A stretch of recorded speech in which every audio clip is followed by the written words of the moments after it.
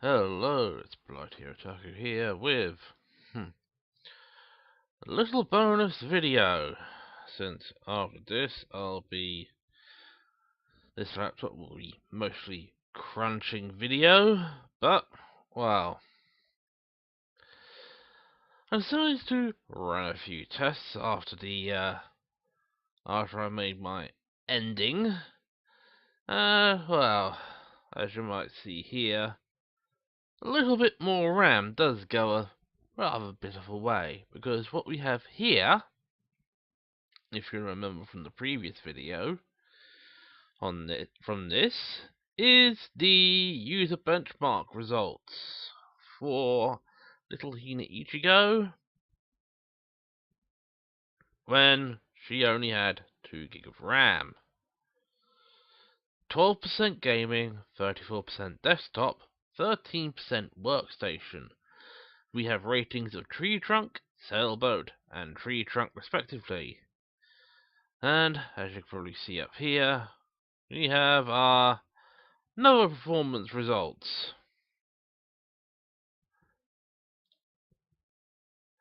And this time the ratings are slightly different.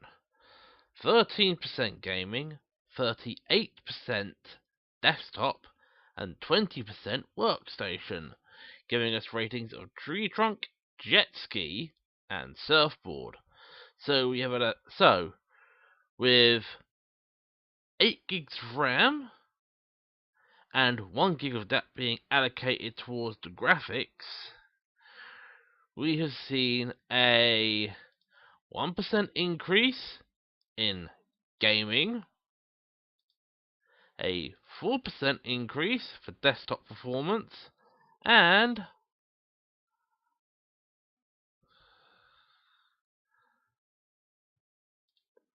a 7% increase in performance for workstation tasks. Although some things have changed, because with the RAM it is now in the 60th percentile, where originally it was in the 71st. That is probably just based on the RAM and the graphics. Oh, good grief. Acer Updater is running. Let's just hope nothing's screwed up. But literally, there are slight changes here. Because for the processor, it said in the original part, it says finally, with a gaming score of 38.5%, this CPU's suitability for 3D gaming is below average.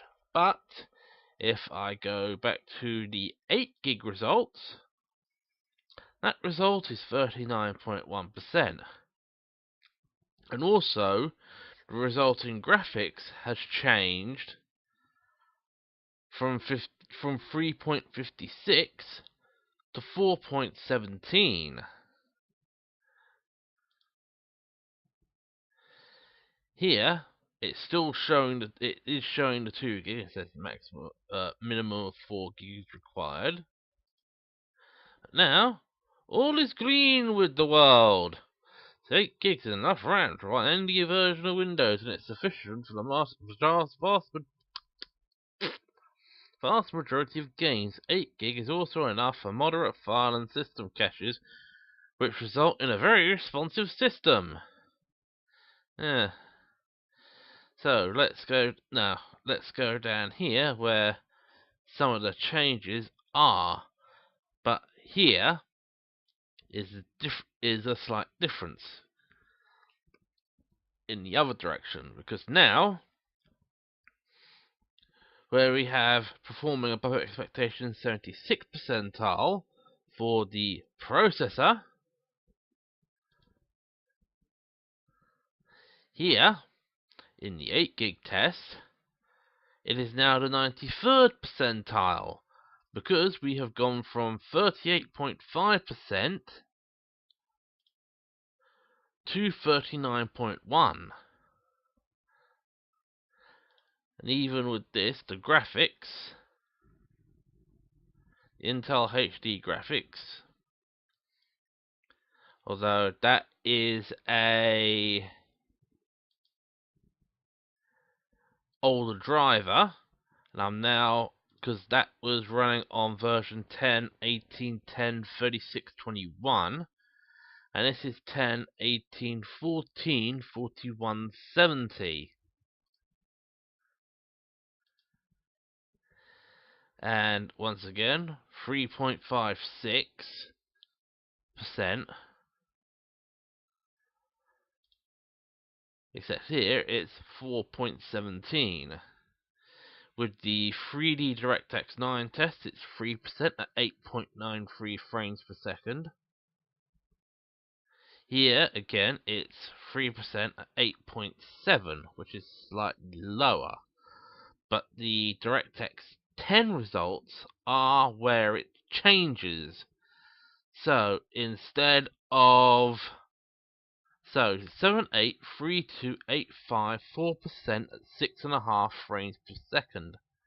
Here we got 11 3.2 and 8.5, which gives us a 5% rating at 7.57 frames per second, and that is probably where we've had this percentile increase from 3.56 to 4.17, although our performance hasn't changed.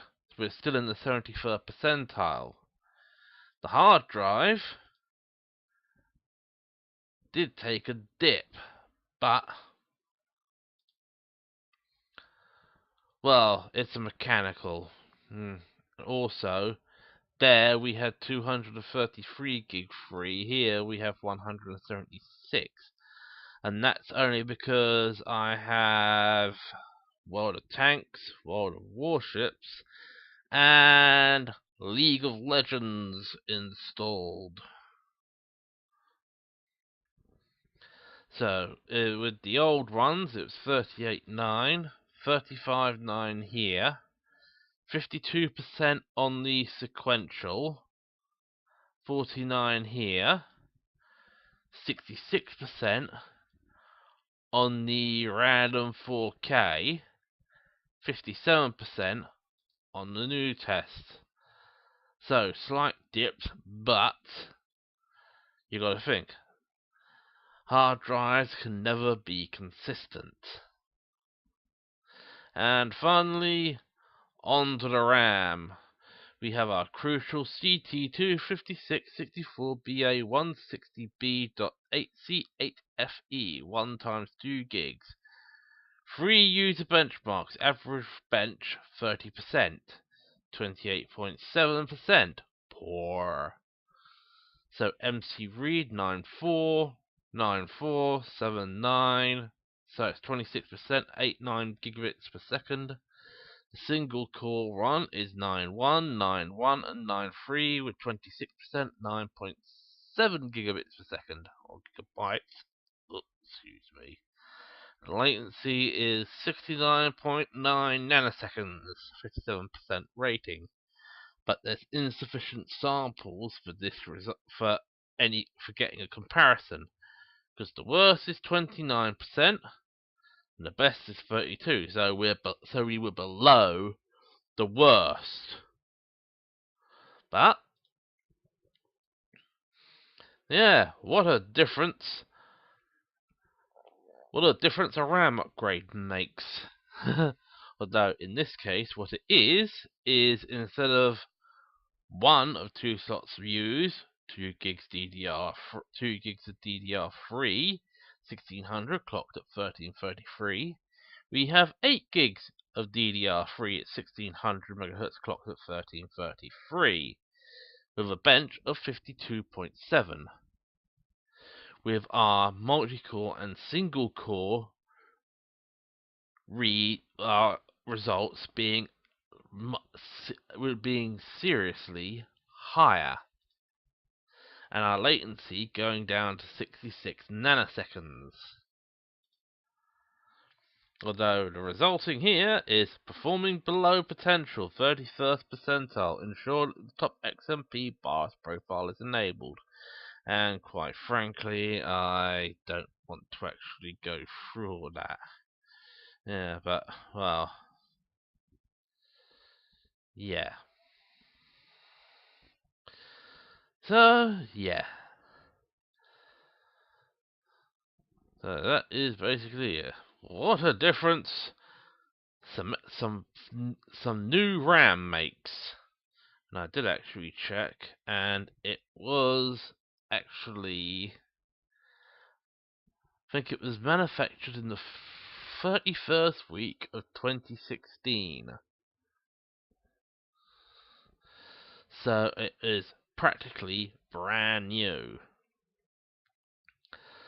So, time to put this to an end. Yep. Right. Yeah, it's time to stop doing this. So, well, I should actually be done with this. Right, so, Splitio Otaku signing off.